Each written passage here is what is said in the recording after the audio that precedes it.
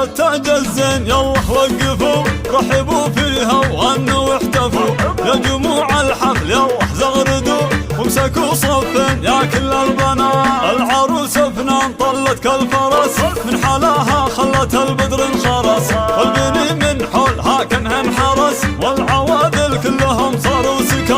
هذه ابناء الحلا من مثلها حاكمة بالزين شيخة جيلها ابتم لا بعدها ولا قبلها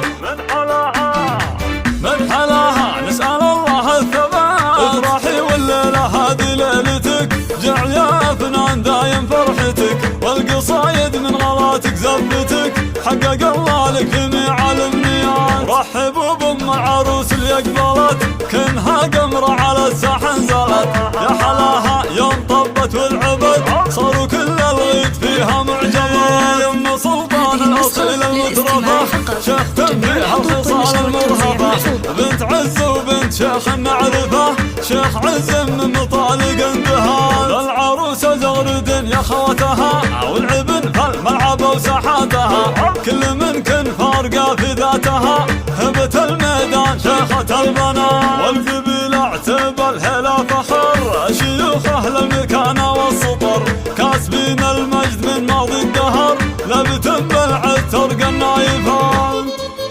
هذه النسخة للاستماع فقط، جميع الحقوق والنشر والتوزيع محفوظة.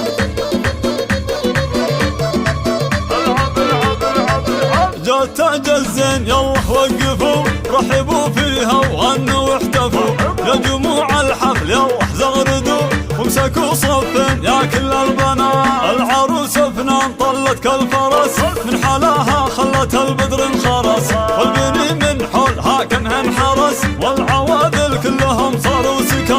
هذه ابناء الحلا من مثلها حاكمة بالزين شيخة جيلها ابتم لا بعدها ولا قبلها